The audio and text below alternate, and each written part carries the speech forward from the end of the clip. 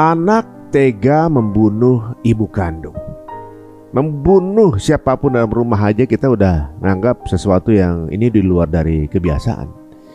Tapi fenomena ini ternyata bukan sesuatu yang terjadi satu kasus ini aja. Ada fenomena apa sih sebenarnya di keluarga kita nih di Indonesia?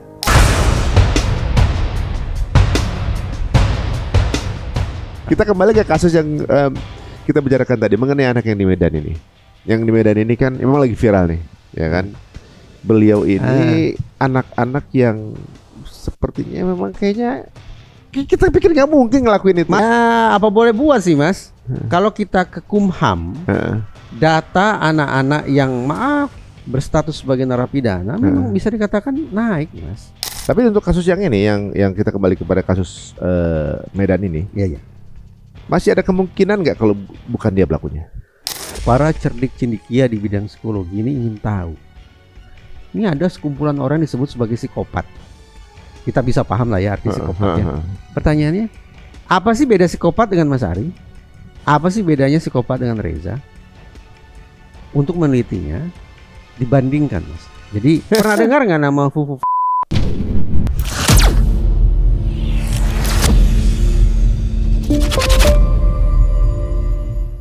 Ya, sekarang tentunya juga kita sudah bersama seseorang yang mengamati masalah ini. Ya, ibaratnya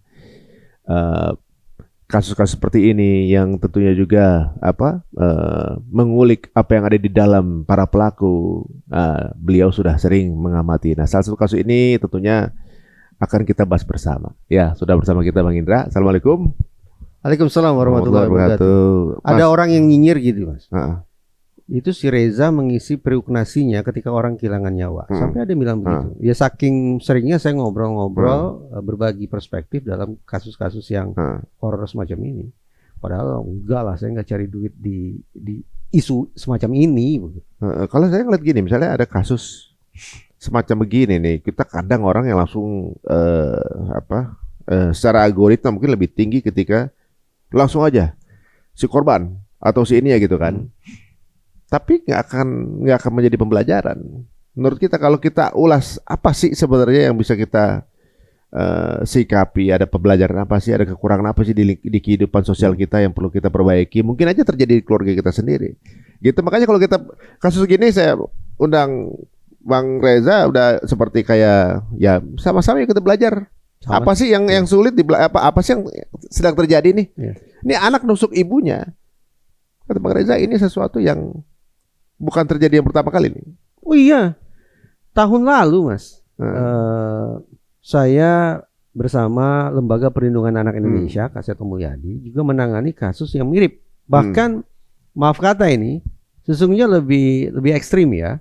Dalam kasus Medan ini korbannya berapa? 1 meninggal dunia. Kita sedih, sekaligus ngeri sebetulnya. Tapi dalam kasus Lebak Bulus korban ada 3. 2 meninggal dunia, 1 luka parah. Dan sama, maaf, tusuk begitu. Jumlahnya puluhan. Terjadi tengah malam buta. Pelakunya sedih, darah daging sendiri. Korbannya yang meninggal ayah plus nenek, yang luka parah ibu kandung. Yang ingin saya katakan, benar Mas, intro tadi udah sangat benar itu.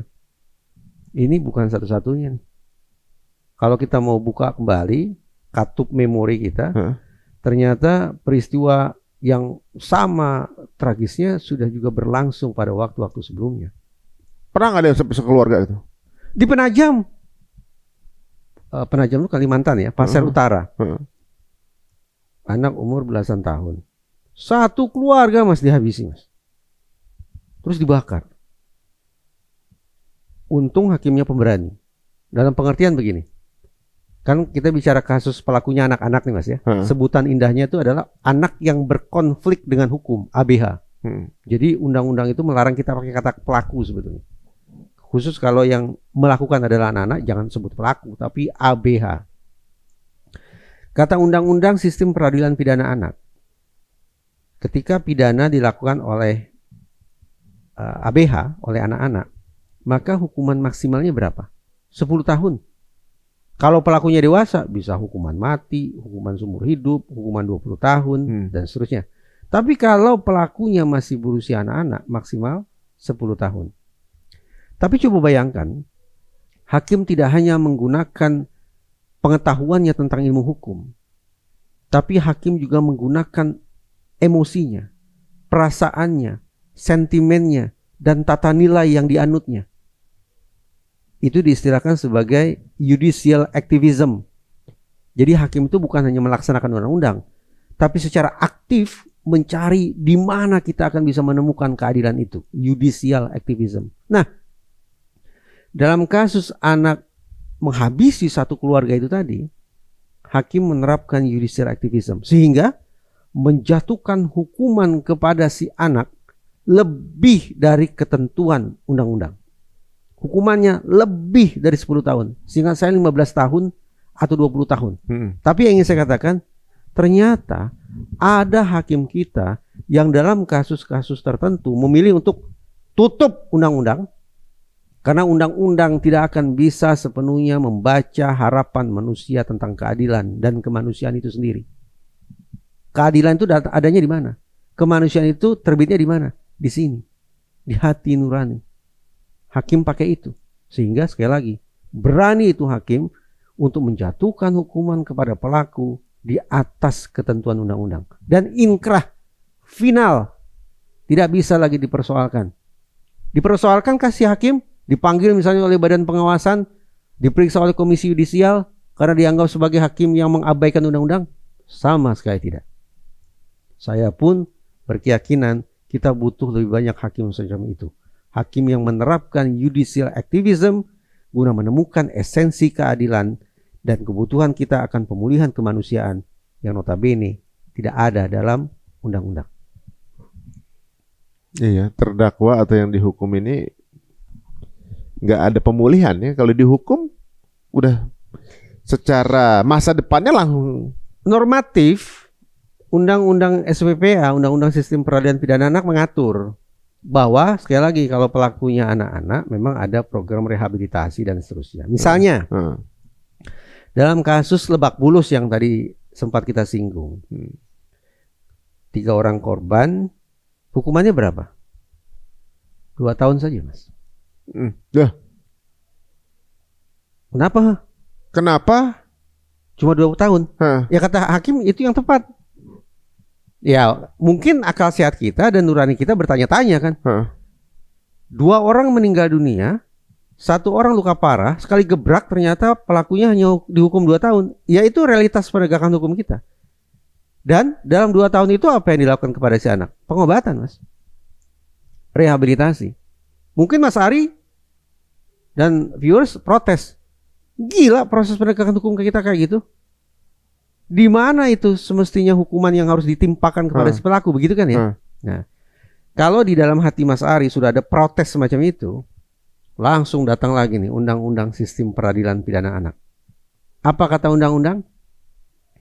Kalau menangani kasus anak, singkirkan jauh-jauh perasaan dendam, marah, benci, dan seterusnya. Sebaliknya, tetap pandang si anak ini sebagai insan yang punya masa depan. Kawal dia. Itu perintah undang-undang itu, Mas. Bukan perkataan saya, itu perintah undang-undang. Kalau Mas Ari tidak terima, ya silakan. Tapi sebagai warga negara yang baik, semestinya kita juga mau konsekuen dengan apa yang diatur oleh undang-undang. Itulah realitasnya. Jadi hukuman 2 tahun, kalau bisa disebut sebagai hukuman, itu adalah sebuah realitas penegakan hukum kita yang menunjukkan bahwa ternyata ada 2 mazhab yang dianut oleh hakim-hakim kita ketika bicara tentang anak yang melakukan pidana. Di Pasir Utara, Penajam tadi, hakim pakai mazhab retributif.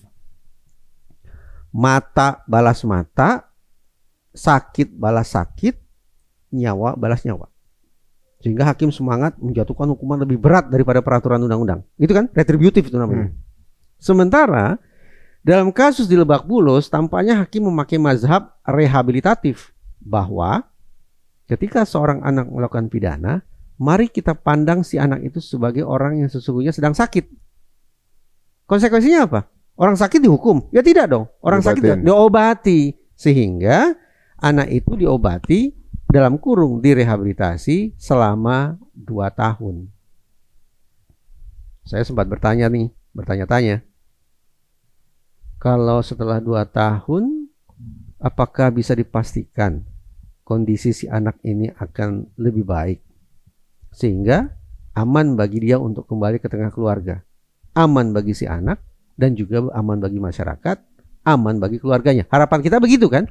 Jangan sampai kemudian terjadi tragedi berikutnya kan setelah 2 tahun. Semata-mata karena masa hukuman sudah selesai, 2 tahun selesai, anak dipulangkan kembali ke keluarganya, terjadi tragedi lagi. Mau seperti itu? Tentu saja tidak kan? Maka kita punya alasan lagi nih. Dalam 2 tahun, negara akan menjalankan segala macam program rehabilitasi bagi si anak secara cuma-cuma. Tapi setelah 2 tahun, seandainya kondisi anak tetap dinilai beresiko, negara akan melakukan apa? Vakum.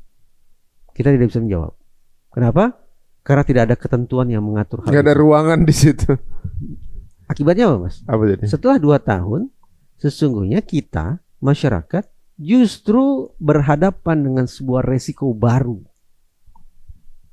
yaitu menjadi korban berikutnya. Saya tidak sedang mendramatisasi, apalagi menyebarkan imajinasi teror, imajinasi horor tentang situasi 2 tahun yang akan datang. Tidak. Tapi saya bertanya secara realistis. Sehatnya manusia bisakah dipastikan berlangsung dalam kurun waktu tertentu? Tidak bisa. Nggak bisa. Nah, tapi hakim mengatakan 2 tahun. Tentu kan hakim membayangkan pengobatan 2 tahun cukup. Sehingga setelah 2 tahun dianggap sembuh. Kalau sudah sembuh maka yang bersangkutan tidak akan mengulangi pidananya. Saya berharap begitu. Tapi kalau tidak bagaimana lantas? Soalnya kalau kita pikir ya, ketika orang bunuh orang lain, misalnya satu, ya pasti ada alasan dan juga masalah itu pasti ada. Bunuh orang lain, yang dibunuh itu orang lain. Yang tidak dikenal kan? Yang nggak dikenal. Atau dikenal tapi orang lain lah gitu kan. Dan ngebunuhnya itu pasti dia dengan apa, ya pasti juga mendesak atau juga udah kayak nggak ada jalan lain misalnya.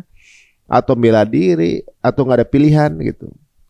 Ini yang dibunuh adalah kan orang dekat, keluarga, kandung yang pasti masalah-masalah keluarga kan bukan masalah-masalah yang berhubungan dengan nyawa kan, gitu. Dibunuhnya dalam keadaan mungkin lagi tidur apa segala macam. Kan ini berarti kan tingkat mental masalahnya lebih tinggi dibanding orang yang bunuh ketika memang ada masalah ekonomi gitu. Nah, saya ngerasa ini malah lebih bahaya lah sebenarnya kalau menurut saya. Begini, kalau kita mau komprehensif, semestinya ke anak-anak yang melakukan perbuatan semacam ini juga dikenakan istilahnya adalah risk assessment, penakaran resiko. Metodenya banyak Mas Ari, metodenya banyak. Tapi khusus kalau kita bicara tentang pelaku yang melakukan pidana kekerasan, ini kan kekerasan ya. Pidana itu ada yang non kekerasan, nipu orang itu non kekerasan. Tapi kalau ini kekerasan, nah terhadap anak-anak yang melakukan pidana kekerasan, apalagi yang ekstrim semacam ini, saya akan melakukan pengecekan terhadap 5 hal. Pertama, riwayat kondisi mental dan penyalahgunaan narkoba. Nah, ketika relevan sudah, yang barusan saja Mas Ari katakan, ada mental yang berbeda nih pada diri si pelaku, itu relevan. Sekali lagi, justru pintu masuk pertama yang akan saya cek itu. Adakah kondisi mental yang sifatnya khas pada yang bersangkutan dan penyalahgunaan narkoba. Tapi tidak cukup hanya itu. Yang kedua, pola pengekspresian amarah. Jadi dari waktu ke waktu mungkin bisa dicek anak ini kalau sedang naik darah, cara dia mengekspresikannya bagaimana. Yang ketiga, fantasi kekerasannya Mas. Dia baca apa? Kalau ngobrol temanya apa? Kalau main game, gamenya tentang apa? Itu masuk gitu. Bahkan ketika tidur, mimpi buruknya tentang apa Mas? Nah itu kan bicara tentang fantasi kekerasan. Yang keempat adalah stabilitas pendidikan. Adakah kemungkinan bahwa apa yang terjadi di dalam rumah ini merupakan bom yang meledak setelah disulut di lingkungan pendidikan? Mungkin dia korban perundungan, prestasi belajarnya anjlok, dimarahi guru saban hari, dan persoalan-persoalan lain yang ada di sekolah tetapi meledaknya di rumah. stabilitas pendidikan. Dan yang kelima adalah stabilitas domisili sekaligus stabilitas secara finansial. Ini mencakup pemeliharaan kesehatan, kebutuhan gizi, penerimaan lingkungan, kemampuan dia beradaptasi, dan semacamnya. Nah, kalau 5 hal ini kita cek, barangkali kita akan bisa menyimpulkan faktor apa yang paling dominan dan faktor apa yang menjadi faktor sertaan. Tapi memang di era sekarang dengan ya teknologi yang lebih tinggi, ya ibaratnya ada AI, ada segala macam sosial media, bahkan juga game yang mungkin udah unreal gitu jatuhnya. Itu tingkat sakit mental kabarnya angkanya menaik nih, Reza. Jadi angka sakit mental nih naik. Karena yang dihadapin tuh gak interaksi dengan orang langsung, dan kebanyakan juga ya dunia dia kayak di dalam kotak ini aja gitu, dalam kotak gadgetnya dia gitu. Nah, satu hal, kalau tadi ngomongin di awal itu adalah salah satunya adalah narkoba. Ternyata saya juga dengar efek bermain game itu ada efek seperti narkoba, kecanduannya, ada dopaminnya. Yang kadang-kadang logika di dalam gamenya itu bisa seperti real buat dia, karena gamenya udah unreal kan. Yang apa namanya, saya dengar juga pasukan-pasukan IDF itu. IDF itu apa? IDF itu pasukan ini apa namanya, Israel itu. Israel Defense Force. Ya, yang biasanya membunuhin warga Palestina itu terapinya, salah satu terapinya itu disuruh main game perang. Yang target bad guy-nya itu bentuknya sebagai orang Palestina. Jadi killing for fun. Gitu. Nah, kemarin saya juga dengar anak saya lagi main sama teman saya. Itu ada sosok ini kan, dia main semacam Roblox gitu ya. Ada sosok apanya gitu. Itu dibunuh. Itu kamu udah bunuh belum? Kaget. Kamu ngomong apa tadi? Main bunuh aja gitu. Itu bukan kalimat yang gampang kamu ini apa namanya ngomongin begitu aja gitu kan. Tapi sekarang saya larang itu main itu. Itu ada pengaruhnya nggak sih, Bang? Satu, bagaimana game itu mempengaruhi kita? Sebetulnya bukan hanya anak-anak sih, kita juga bisa terpengaruh. Ada lewat mekanisme hormonal. Mas Ari sudah jelaskan tadi sebetulnya. Bagaimana kemudian main itu memunculkan ledakan dopamin, hormon yang muncul ketika seseorang merasa happy, merasa jadi senang. happy gitu ya? Happy, fun, betul-betul fun. Menyala, berbinar-binar, berpijar yang gembira lah gitu. Hormon itu. Sampai akhirnya kita merasa enak ya. Kalau tubuh kita ini dibanjiri oleh dopamin tuh asik rasanya. Tapi apakah dopamin terus-menerus tinggi? Kan tidak. Nanti dia akan berkurang. Sampai ketika kita masuk ke titik laksana sakau, withdrawal. Tubuh kita mulai cari lagi. Mana dopamin? Manifestasinya mana Robloxnya, mana game online-nya. Kalau nggak dibolehin bisa tantrum. Loh, bagaimana orang sakau, Mas? Bener. Ini terapi. Nah, saya akhirnya sudah nggak main, tapi awal-awalnya untuk dia ngepuasain itu struggling kita. Memang. Anak saya juga, Mas. Saya udah mulai risau nih, Mas. Kalau dipikir-pikir bisa perang dunia di rumah nih, Mas, gara-gara betul tuh kiasan yang Mas Ari pakai itu. Anak ini hidup hanya di dalam gawainya. Bener ya, kayak orang sakau ya. Kayak orang sakau. Jadi tantrum ya. Jadi bisa ada yang tantrum. Pokoknya sensitif lah, namanya orang sakau gitu. Sehingga untuk mengatasi sakaunya apa? Ya cari game lagi. Dia harus balik lagi ke game itu. Kenapa? Karena game itulah yang akan memantik dopamin untuk membanjiri tubuhnya kembali.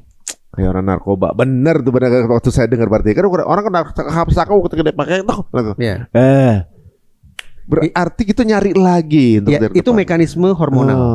Ada mekanisme yang kedua. Mekanisme kalau saya tidak salah namanya mekanisme neurologis atau fisiologis gitu ya, tentang mekanisme kerja otak. Tadi kita bicara hormon, sekarang kita bicara kerja otak. Begini, Mas. Perkiraan saya ini, ketika Mas Ari tadi bercerita tentang anak yang mengatakan gampang banget nih anak sebut kata-kata ekstrim, bunuh aja tuh, habisi, tembak, tusuk dan seterusnya. Anak-anak yang main game kekerasan juga punya suasana batin yang sama. Gampang banget mengeluarkan kosakata yang sebetulnya kita merasa ngilu dengernya. Sebenarnya kan ngilu kan. Ketika kita merasa ngilu ketika mendengar kata-kata vulgar macam itu menandakan kata itu memantik 2 titik otak sekaligus. 1 titik otak berpikir, kognisi, Ya. dan titik otak merasa emosi. Normalnya begitu, Mas. Ya. Tapi anak-anak kita yang sudah mencandu game ini, yang teraktivasi hanya satu titik, otak berpikir saja. Otak merasanya sudah mati. Oh, dia cuma taktis cara menangin gamenya itu aja. Sehingga kata bunuh, tembak, habisi, bom aja, itu enteng karena tidak membuat menyala titik emosi di otak itu. Oh. Nah, mengerikannya begini, Mas. Alkisah, suatu ketika para cerdik cendekia di bidang psikologi ini ingin tahu. Ini ada sekumpulan orang disebut sebagai psikopat. Kita bisa paham lah ya arti psikopat ya. Pertanyaannya, apa sih beda psikopat dengan Mas Ari? Apa sih bedanya psikopat dengan Reza? Untuk menelitinya, dibandingkan, Mas. Jadi ada dua kelompok manusia, katakanlah Mas Ari yang biasa saja, yang bukan psikopat, dimasukkan ke magnetic resonance imaging. Di-scan lah otaknya, dipindai. Sementara orang yang psikopat juga dimasukkan ke mesin scan, lalu dicek otaknya. Gelombangnya bagaimana? Kecepatan geraknya seperti apa? Dan seterusnya. Nah, kepada Mas Ari yang bukan psikopat dan kepada orang yang psikopat diperlihatkanlah gambar-gambar ekstrim, Mas. Darah bercucuran, potongan tubuh akibat bom, kata-kata yang ekstrim. Ketika otak Mas Ari dipindai, otak bagian emosinya itu menyala, menandakan ini loh respon orang ketika melihat tayangan-tayangan yang mengerikan. Tapi di mesin scan sebelah, psikopat itu ketika diperlihatkan materi yang sama, otak emosinya biasa aja, Mas. Tidak ada itu perubahan. Artinya, kalau kita sederhanakan, memang betul. Otak itu sudah mati rasa. Itu yang menandakan pembeda antara otak yang psikopat dan otak yang bukan psikopat. Tunggu. Ilmuwan memandang ini innate. Dia terlahir dengan mekanisme kondisi kerja itu. otak seperti itu, betul. Dia terlahir bawaan, Mas. Mau dibilang apa? Mentally ill. Ya mungkin begitu ya. Terkodratkan lah punya cara otak yang bekerja seperti itu. Anak-anak kita, Mas, mungkin tidak terlahir, Mas, sebagai psikopat.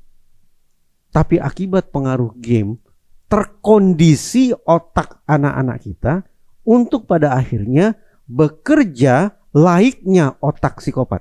Tapi bukan terlahir sebagai psikopat, tapi pembelajaran untuk jadi psikopat.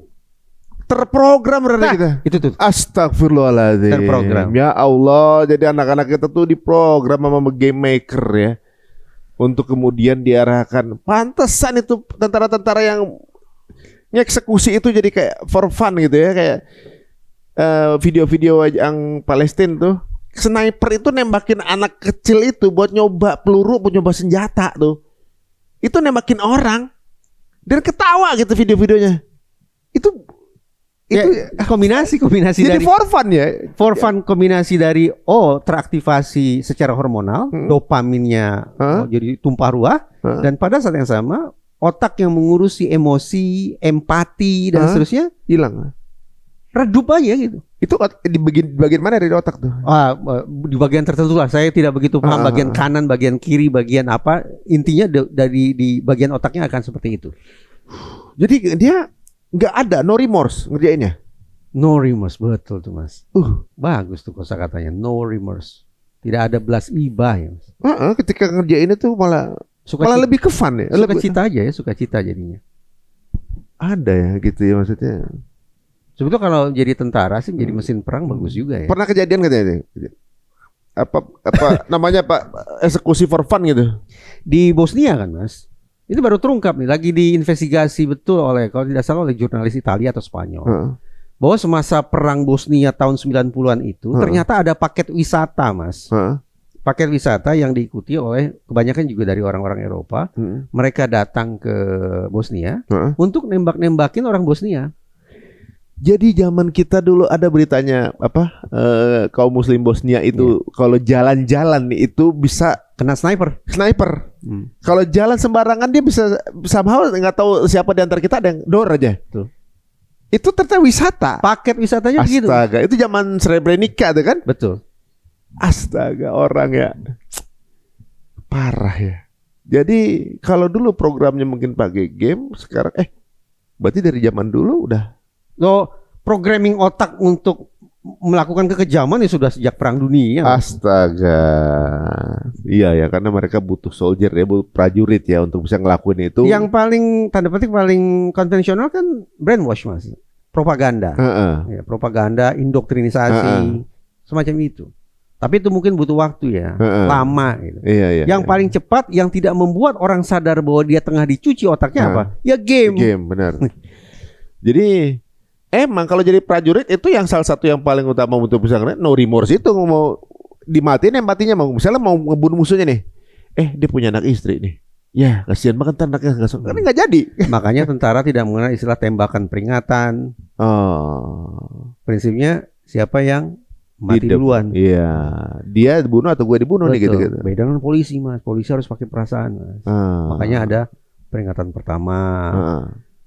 Kalaupun ada tembakan peluru hampa, lanjut tembakan peluru karet, baru terakhir peluru tajam. Kalaupun peluru tajam ke bagian tubuh yang tidak mematikan, cuma melumpuhkan ya. Cuma melumpuhkan, jadi tahapnya panjang. Jadi kalau polisi langsung nembak dor dari dekat berarti dia salah masuk, mestinya dia masuk tentara. Ya, Mas. Benar. Mestinya masuk tentara. Kita kembali ke kasus yang kita bicarakan tadi mengenai anak yang di Medan ini. Yang di Medan ini kan memang lagi viral nih, ya kan? Kita kalau lihat di sosial media agak sedikit mirisnya ini, memang terpapar wajahnya. Beliau ini anak-anak yang sepertinya memang kayaknya kita pikir nggak mungkin ngelakuin itu. Maaf, saya potong dulu deh. Saya mau apresiasi nih. Channel ini beda dengan yang lain. Channel ini sadar tidak sadar sudah patuh terhadap undang-undang sistem peradilan pidana anak. Bahwa ini kelihatan nih, viewers bisa lihat di tayangan channel ini wajah anak ditutup. Harus seperti itu, Mas. Jadi wahai channel-channel lain yang masih memperlihatkan secara telanjang wajah anak itu sesungguhnya pidana, Mas. Mereka itu bisa kena pidana. Kena pidana itu, Mas. Kena pidana. Jadi teman-teman yang memiliki channel yang lain atau memproduksi konten, tolonglah direvisi wajah anak baik pada kasus ini maupun pada kasus-kasus lainnya harus ditutup. Identitasnya harus disamarkan seperti yang sudah dilakukan oleh channel ini. Alhamdulillah. Gitu. Ya soalnya ya kita juga masih praduga tak bersalah juga kan. Kasihan juga masa depan itu anaknya juga. Kan rusak. Tapi kalau saya juga sempat lihat memang di sosmed wajahnya kayak nggak mungkin dia punya kemampuan untuk melakukan hal itu. Tapi dari pembahasan kita ini tadi ya kemungkinan tetap ada juga ya kan, karena ya mungkin kita nggak pernah tahu asupannya ya. Iya, penyebab atau faktornya hampir bisa dipastikan majemuk kan, Mas, lebih dari varian satu. Ya, varian. Iya, kita barusan sudah singgung kemungkinan seberapa jauh game online berpengaruh. Ya. Kemarin saya mengisi menjadi salah satu narsum di acara peluncuran antologi puisi dan cerpen. Judulnya bagus, Mas. Kepak Sayap Bunda. Judulnya Anak Merah Putih Tidak Takut Masalah. Bagus kan, anak merah putih tidak takut masalah.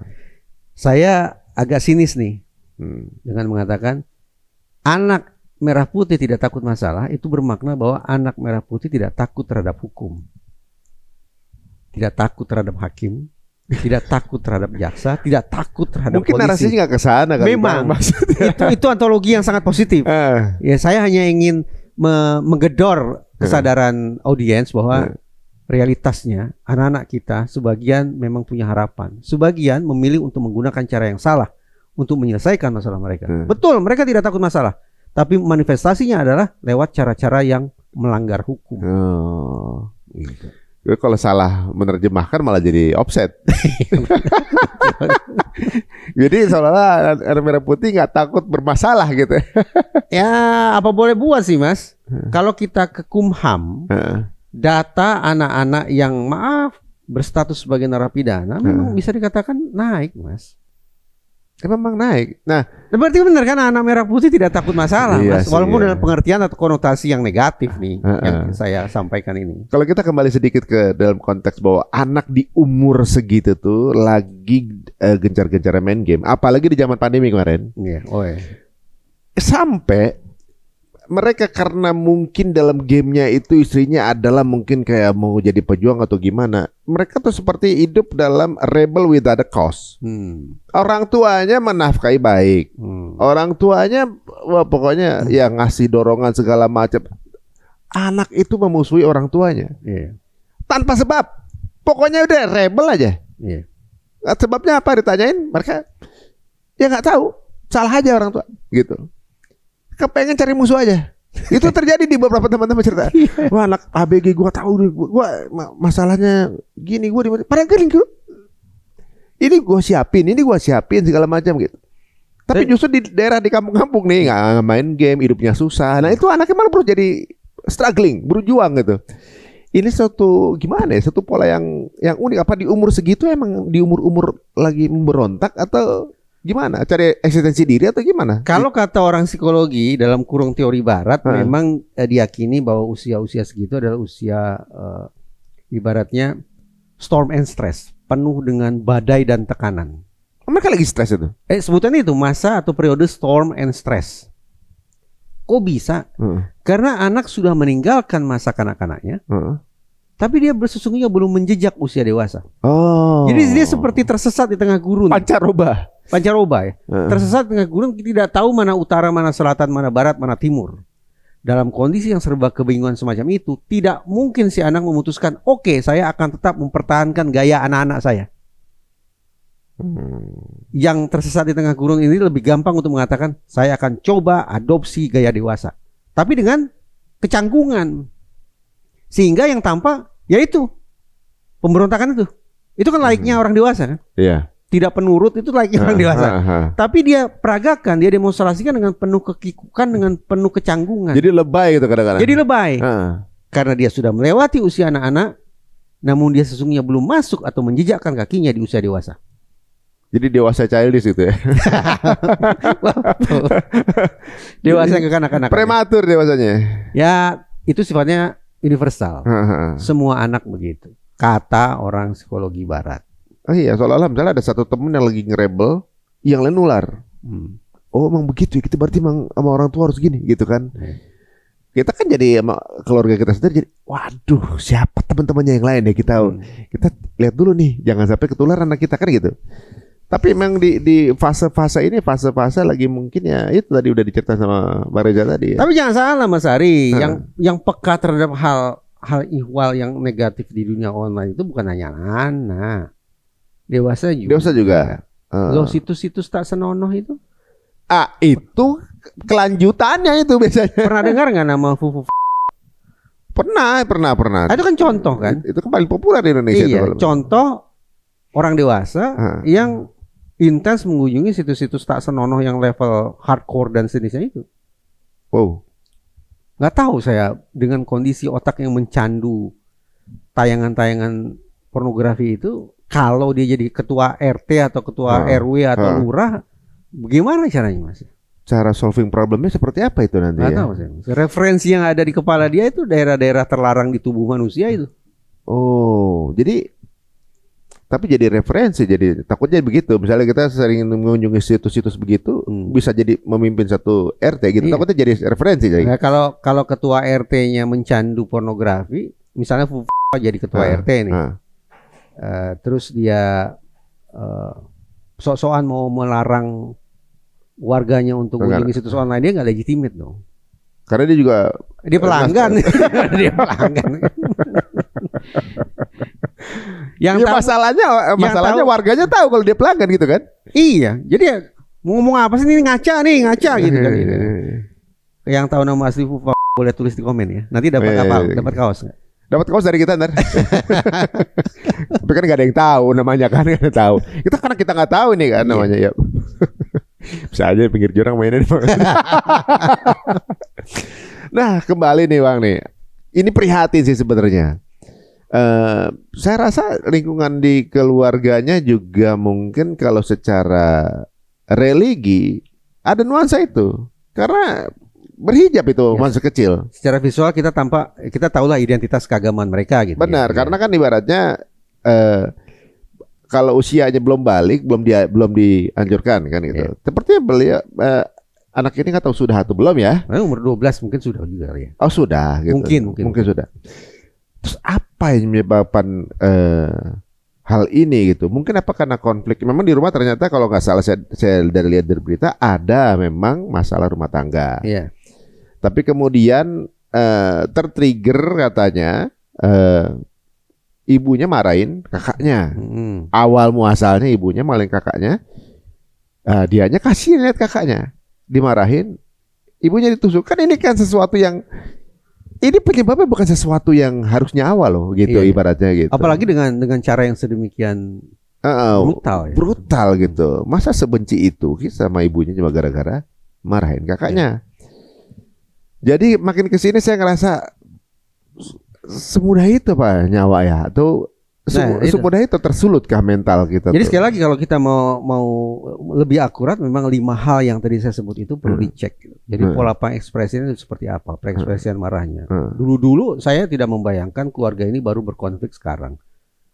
Wah, konflik keluarga mah. Apa high tone udah jadi hal yang biasa di keluarga itu gitu mungkin. Konflik keluarga ya bisa dikatakan dialami semua rumah tangga. Ya. Tapi kan tidak juga kemudian kita membayangkan ada anggota keluarga yang menyelesaikan konflik rumah tangga itu dengan cara yang sedemikian jauh kan. Berarti coba sekali lagi cek pola pengekspresian amarah dia seperti apa. Fantasi kekerasannya seperti apa. Ada tidak kondisi-kondisi mental yang khas pada dia. Nah, semua itu bertali temali itu Mas. Iya ya. Bertali temali. Dan biasanya kalau keluarga berkonflik itu anak diajak untuk memihak kan gitu. Kadang begitu. Karena begitu.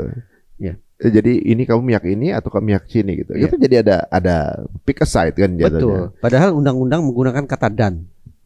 Ayah dan ibu. Berarti sama gitu kan. Setara. Jadi ini walaupun kita ngobrol ini berdekatan dengan hari ibu, kalau kita mengacu pada undang-undang, kita tidak punya lagi alasan untuk mengatakan ibu adalah primary caregiver dan ayah adalah warga kelas 2 kalau untuk urusan pengasuhan. Kita tidak punya lagi sebuah basis perundang-undangan atau basis legal untuk mengatakan hal itu. Karena sesungguhnya ayah, ibu dalam konteks pengasuhan punya kedudukan yang setara. Nah, sayangnya nih, apalagi kalau kita bicara kasus perceraian ini. Tidak jarang hakim itu masih terkunci pada kata atau. Jadi ketika mantan suami, mantan istri konflik tentang kuasa asuh, hakim hanyut gitu.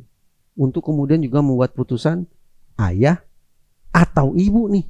Disuruh milih dong. Jadi harus milih. Ya. Lalu klaimnya apa? Demi kepentingan terbaik anak. Ada gitu Mas, anak yang merasa kepentingan terbaikku adalah hanya dengan ibu. Kepentingan terbaikku hanya dengan ayah. Tidak mungkin Mas. Terbaik hanya milih salah satu. Gak mungkin. Kepentingan terbaik di benak anak adalah ayah dan ibu. Tapi itu tidak terjemahkan dalam putusan. Mungkin kita bisa bicara lain waktu tentang kompleksitas macam itu. Ternyata hubungan rumah tangga juga complicated ya sebenarnya. Rumit juga ya. Kalau saya rasa mungkin konflik antara suami istri itu nggak ke situ ujungnya sebenarnya. Mungkin ya ada konflik yang seperti biasa sering terjadi dalam rumah tangga, suami dan istri. Tapi nggak kemudian harus mengakhiri hidup kan gitu kan sebenarnya. Ini kayak semacam ini di luar prediksi sih sebenarnya dari konflik tersebut. Tapi kan ini ongoing konflik yang terjadi, bapak ibunya tinggal beda kamar begitu. Tapi mungkin masih satu rumah. Mungkin nggak begini. Kalimat Mas Ari barusan, ini ayah bundanya kan sebetulnya sedang berkonflik nih, sudah cukup lama berkonflik, pisah kamar gitu ya. Tidak bercerai, tapi sudah pisah kamar. Terkenang oleh saya, beberapa hari lalu saya berbincang dengan seorang teman yang mengeluarkan sebuah pernyataan bahwa apapun yang terjadi demi kepentingan, demi kebaikan anak-anak kami, saya tidak akan pernah menceraikan istri saya. Sepintas saya simak, ideal nih suami, ideal nih ayah. Apapun yang terjadi demi kebaikan anak-anak, saya tidak akan pernah menceraikan istri saya. Tapi saya pikir lagi, ini problematis. Kenapa jadi malah problematis? Karena ada riset yang menemukan begini Mas. Perceraian memang acap berdampak negatif bagi anak. Namun, mempertahankan sebuah keluarga yang sudah disfungsional tanpa perceraian itu justru berdampak lebih buruk bagi anak, Mas. Anak melihat gitu ya, mencontoh. Anak mendapatkan gambaran yang paradoks. Hmm. Ini katanya suami dan istri, tapi kok disfungsional. Itu yang menyebabkan dampaknya lebih buruk. Sehingga dalam bahasa sederhana begini, apa boleh buat, perceraian tampaknya merupakan keputusan yang terbaik dari yang terburuk. Bukan berarti saya mengendorse perceraian nih, jangan salah kaprah. Kalau tidak ada pilihan maksudnya kan? Iya, ketika memang sudah sedemikian parah, apa boleh buat lah. Akhirnya ambil sebuah pilihan untuk bercerai, ketimbang mempertahankan status sebagai suami istri, tetapi faktanya sudah disfungsional. Ya memang Allah juga bilang kan, halal tapi dibenci, tapi halal tapi dibenci Allah gitu ibaratnya. Coba ya kalau emang pilihan terakhir lah kan? Pilihan terakhir.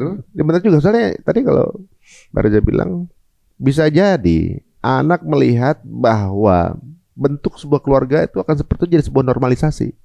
Suatu saat mereka akan berkeluarga loh. Jadi kehidupan keluarga yang kemudian berkubu, saling diam segala macam itu hal yang biasa. Padahal kan mestinya keluarga yang hangat segala macam. Takutnya akan tertemplate ya ke anak itu. Ya, jadi role model yang salah. Jadi role model ya, karena kan anak nyontoh kan ya. Ya. Tapi memang gimana, kita kan nggak pernah bisa. Tapi jangan putus asa, karena ilmuwan juga yang mengatakan begini. Coba maknai perceraian itu bukan sebagai situasi ketika anak harus memilih ayah atau ibu. Tidak. Perceraian itu adalah sebuah gerbang untuk masuk ke dalam sebuah keluarga, namun dalam format yang berbeda. Perceraiannya berakhir, Mas. Perceraiannya berakhir. Tapi sebagai sebuah keluarga, semestinya tidak berakhir. Sehingga dalam keluarga dengan format yang baru ini, anak tetap bisa menggunakan kata dan. Ayah dan ibu. Bukan ayah atau ibu. Faktanya sekarang Mas Ari pasti tahu lah. Udah terjadi tuh perceraian segala macam. Di kalangan selebritas juga. Yang terjadi, tutup akses anak. Misalnya anak dikuasai ibu, tidak bisa ketemu bapaknya.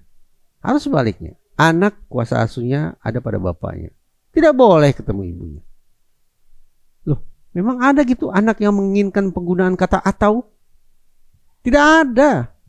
Iya. Sehingga sekali lagi, coba kalau sanggup nih, maknai perceraian itu sebagai sebuah gerbang untuk memasuki sebuah keluarga yang baru, namun dalam format yang berbeda. Dibutuhkan kedewasaan hal itu. Iya, membendung konfliknya mau seberapa jauh kan sebenarnya. Iya. Namun saya tidak sedikit nama seorang tua yang bawa anak kalau udah menyangkut konflik macam itu. Pasti sih, pasti. Biasanya kalau misalnya gini, sebuah keluarga, salah satu selingkuh, anak ini akan diajak berkubur dengan yang korban. Kan gitu. Itu template itu. Iya. Yang selingkuh ibunya pasti anak ke bapaknya, yang selingkuh bapaknya pasti anak ke ibunya. Itu hal yang mungkin anak ini pun tadinya nggak berada dalam posisi mau memilih, tapi kemudian jadi terpaksa harus memilih dengan keadaan seperti itu. Lihat bapak kamu tuh bapak selesai ikut sama ibunya. Ada yang saya lihat anak itu kemudian membunuh bapaknya gara-gara bapaknya itu selingkuh, nyakitin ibunya, dipikirkan gitu. Berarti anaknya udah berkubu kepada ibunya nih kan. Hakim pun akan cenderung mengatakan bahwa salah satu pihak yang melakukan perselingkuhan itu tidak layak mendapatkan kuasa asuh. Kenapa begitu? Oh, kalau saya punya pendapat berbeda. Oh. Karena kebetulan nih Mas, saya pikir itu karena diajak berpihak oleh yang menjadi korban. Kalau saya kebetulan saya dipercaya oleh Hakim Agung Kamar Agama untuk membantu menyusun pedoman penentuan kuasa asuh. Sehingga dihadapkan pada pertanyaan begini. Jadi kita berikan kuasa asuh kepada pihak yang tidak berselingkuh. Yang berselingkuh kartu mati tidak akan dapat kuasa asuh. Saya pertanyakan logik di balik pemikiran semacam itu. Kenapa? Perselingkuhan memang bukan merupakan catatan yang positif bagi orang tua. Tapi saya yakin betul berdasarkan studi bahwa orang tua yang melakukan perselingkuhan tidak serta-merta tidak mampu menjalankan peran pengasuhan. Bukan berarti saya mengendorse perselingkuhan. Ya. Ya. Tetapi penentuan siapa yang layak atau kompeten menjadi pengasuh, orang tua yang menjalankan peran pengasuhan, itu tidak hanya satu aspek. Ada sekian banyak aspek yang harus ditelaah. Perselingkuhan hanya salah satunya. Jadi sekali lagi, orang tua yang melakukan perselingkuhan itu bukan catatan yang positif. Tapi tidak serta-merta kita bisa katakan mutlak berarti ini orang tua tidak bisa mengasuh anaknya. Nah, nggak bisa. Iya. Saya tidak begitu bersepakat dengan itu. Ada beberapa variabel yang perlu mungkin Betul, ditelaah secara komprehensif. Nah, tapi untuk kasus yang ini, yang kita kembali kepada kasus Medan ini, iya. masih ada kemungkinan nggak kalau bukan dia pelakunya? Saya ditanya oleh beberapa pihak tentang hal itu. Jawaban saya normatif, Mas. Siapapun yang berada di TKP harus diperiksa oleh polisi. Semuanya. Mau laki-laki kayak mau perempuan, mau dewasa, mau anak-anak, siapapun yang ada di TKP harus diperiksa. Sehingga akhirnya bisa difilter. Siapa saksi, siapa pelaku, dan siapa yang tidak saksi dan tidak pelaku. Nah, kalau tidur, saksi itu kan adalah orang yang menyaksikan langsung, mendengar langsung, atau mengendus langsung. Nah, dia tidur, dia tidak melihat langsung, tidak mendengar langsung, tidak mengendus langsung, berarti dia bukan saksi.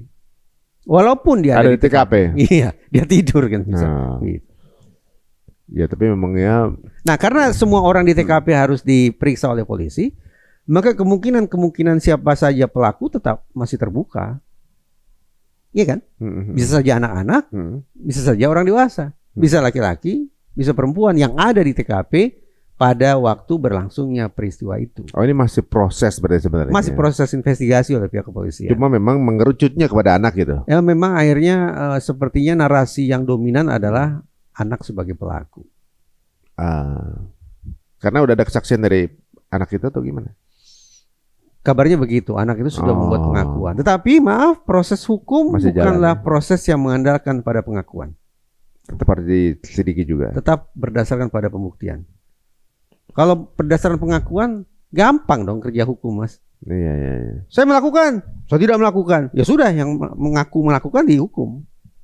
Padahal bisa saja orang yang mengaku-ngaku sudah melakukan pembunuhan misalnya, sesungguhnya sedang menutup-nutupi kesalahan yang diperbuat oleh orang yang dia sayang.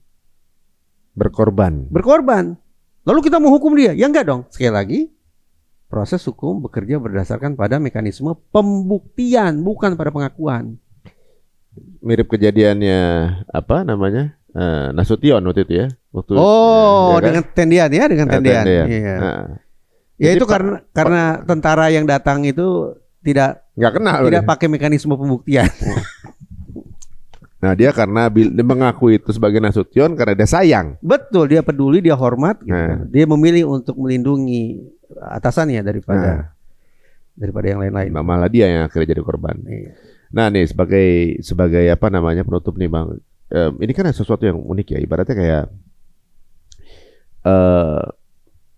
anak remaja sekarang atau anak-anak sekarang, apakah mereka nggak tahu konsep membunuh atau kematian setelah kematian ya, Pak? Menghilangkan nyawa itu sesuatu yang huge factor sih sebenarnya. Belum lama juga ada gini.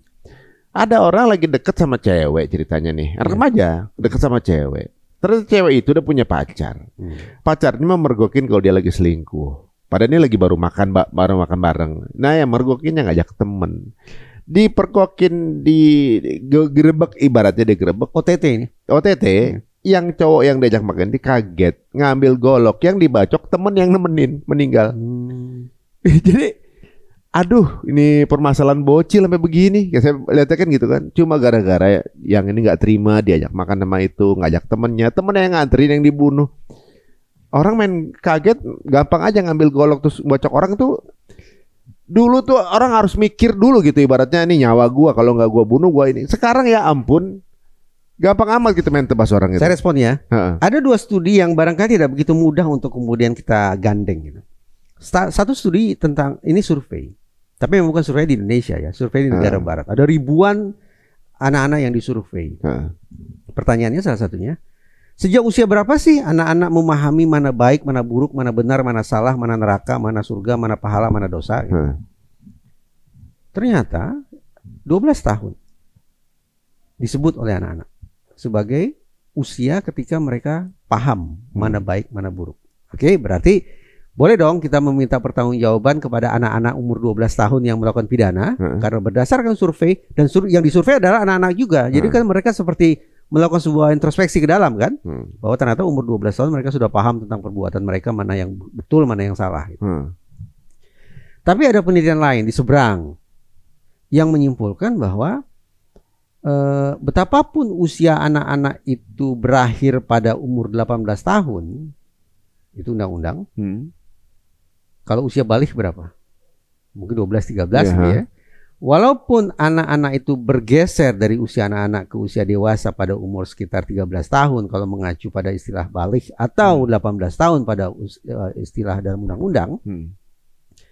Tapi riset itu menemukan bahwa optimalisasi kerja otak manusia itu baru berlangsung pada awal usia 20-an. Jadi kalau kita mau konsekuen dengan temuan tentang kondisi otak itu, maka permintaan tanggung jawab atau bahkan pemahaman yang memadai tentang mana baik mana buruk itu baru ada di kepala manusia pada umur awal 20-an. Sekali lagi kita jadi sulit nih. Kita mau mengacu pada penelitian survei itu tadi atau mau mengacu pada hasil penelitian terhadap otak manusia gitu. Yang jelas dari dua penelitian ini kita membaca bahwa penentuan batas usia anak dalam undang-undang itu memang sekali lagi problematis. Pencantuman kata 18 tahun di dalam Undang-Undang Perlindungan Anak itu sesaat memudahkan kita, memudahkan hakim, memudahkan otoritas penegakan hukum. Kita mau pakai pidana umum atau pidana anak, karena batasan usianya sudah jelas. Tapi kalau kita tutup undang-undang, lalu kita memilih untuk membuka hasil-hasil penelitian tentang psikologi, kita temukan bahwa membedakan antara manusia anak dan manusia dewasa tidak semudah kita menentukan angka. Soalnya kesepakatan bersama. Iya. Tanpa survei. Iya, ada realitas kualitatif yang sayangnya tanda petik terkesampingkan oleh undang-undang. Karena boleh jadi dianggap merepotkan. Kalau undang-undang kan gampang jadi. 18 tahun ya udah pakai itu patokannya. Bacok orang umur 15 tahun berarti anak-anak. Bacok orang umur 20 tahun berarti dewasa. Sesederhana itu kan. Tapi dua penelitian tadi paling tidak menunjukkan kepada kita sekali lagi, perbatasan antara anak dan dewasa sesungguhnya tidak sesederhana itu loh. Ya. Jadi akil balik itu bukan perbatasannya. Akil balik kan sebuah istilah kualitatif, Mas. Indikatornya apa akil balik? Mimpi misalnya. Nah, apakah mimpi berlangsung tepat pada hari ulang tahun yang sama? Enggak juga. Berarti tetap perlu dicek kan sesungguhnya. Jadi memang tepat lah. Kalau dalam Islam akil balik itu tidak didefinisikan pakai angka. Iya. Enggak di ulang tahun kan? Iya. Jadi dicek lah masing-masing. Tinggi badan boleh sama, berat badan boleh sama, bahkan mungkin kembar identik. Tapi apakah serta-merta kedua-duanya sudah mencapai usia akil balik? Belum tentu. Tetap harus dicek secara individual. Bukankah itu sangat humanis? Bukankah itu sangat psikologis? Semestinya ke situ hukum bekerjanya. Tapi sekarang 10 is the new 16 kan? Gitu ya? Ya katanya gara-gara gadget. Konon seiring dengan perbaikan kualitas gizi, kerusakan lingkungan berpengaruh terhadap stabilitas hormon dan seterusnya, tambah lagi stimulasi gadget, boleh jadi justru usianya turun, Mas. Iya. Dari mungkin dulu 17 turun ke 15, turun ke 12 dan seterusnya ke bawah. Makin muda, makin belia, sudah datang usia pubernya. Iya, benar juga ya. Dan ternyata salah satu elemen yang membuat ketidaksempurnaan berpikir itu adalah kadar dopamin yang berlebih itu pengaruh ya. Iya. Ini jadi ingat ada satu pembahasan kalau nggak salah. Ya kalau dopaminnya kebanyakan tuh kayak otaknya tuh kayak ditubruk truk gitu. Kata Ibu Eli Risman gitu kan. Bu Eli Risman ya. Tuh kalau anak tuh kebanyakan ngasup porn atau game gitu, berlebihan dopaminnya itu kalau dilihat itu otaknya kayak ketubruk truk tuh di depannya katanya gitu kan. Kemudian saya lihat kajian sebuah surat itu kalau nggak salah lam yang tahu lanas fabinasiah itu kalau nggak salah artinya nanti manusia ketika dihukum tuh yang pertama kali tarik tuh ubun-ubunnya depan kepalanya. Karena ini yang menentukan kita mengambil kanan atau kiri, keputusan benar atau salah. Central command-nya di sini. Central command di sini. Nah, ini dirusak oleh dopamin kan gitu. Iya. Wah, semua relate ya ternyata. Obrolan kita luar biasa ternyata. Saya jadi banyak dapat ilmu, banyak hal, dan ternyata ini banyak pembelajaran juga secara pribadi untuk keluarga dan juga untuk teman-teman yang menyaksikan ini, bahwa ya kadang-kadang kita nggak paham bahwa kerusakan itu datangnya dari dalam ya. Kita ngasih akses banyakkan game atau banyakkan kita nggak memantau asupan-asupan. Saya yakin Mas Ari sudah mau closing, tapi boleh nggak saya sampaikan satu Boleh, ini aja? silakan. Ayat yang Mas Ari kutip barusan itu membuat saya tercenung, Mas. Ayat itu sudah saya dengar sejak dulu. Artinya sudah saya hafal sejak lama. Tapi saya baru tergugah hari ini ya. Bentuk ketergugahannya begini, Mas. Al-Quran itu menyampaikannya mungkin dalam bahasa kiasan, dalam bahasa metafora kan, dalam bahasa simbolik, bahwa ditarik dari ubun-ubunnya. Tapi dari perbincangan ini kita mendapatkan bukti ilmiahnya loh, Mas. Penjelasan ilmiahnya tentang ditarik ubun-ubunnya itu adalah karena memang pertanggungjawabannya itu dimulai dari ubun-ubun manusia, dari central command, dari otaknya, yang justru sudah diinfiltrasi, dan infiltratornya adalah karena kita membuka sendiri gerbangnya. Masuk gitu.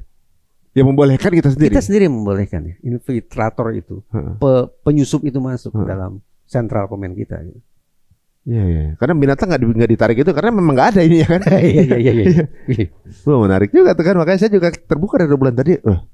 Iya ya, kok relate gitu ya? Iya, relate. Masuk juga relate.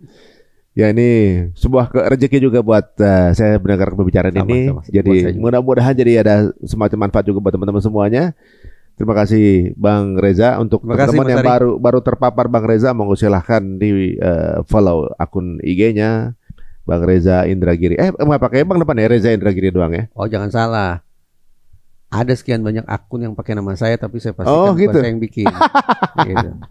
Jadi apa? Yang official? Begini.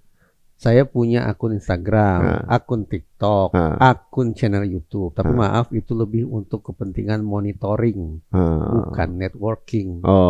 Jadi dengan segala hormat nih, saya tidak bisa memberitahu. Nggak bisa gitu. Jadi untuk kepo aja ya, kepo tren gitu ya? Iya gitulah. Oh gitu. Justru orang-orang yang bikin akun pakai nama saya, itu perkiraan saya itu mereka jadikan sebagai sebuah amunisi, Mas. Buat? Suatu saat kalau ketidaksukaan mereka terhadap saya sudah mencapai puncaknya, gitu ya, mereka akan gunakan akun-akun itu untuk tujuan-tujuan yang aneh, sehingga mereka punya alasan untuk mengatakan, lihat tuh, ini kelakuannya Reza Indragiri ini lebih parah daripada akun ibaratnya seperti itu. Oh iya. Berarti pelakunya maksudnya. Oke guys, jika dirasa menarik, mau silakan sebar linknya ke circle teman-teman semuanya ya. Semoga bermanfaat. Sampai ketemu lagi di episode berikutnya dari Cerita Untung. Assalamualaikum warahmatullahi wabarakatuh.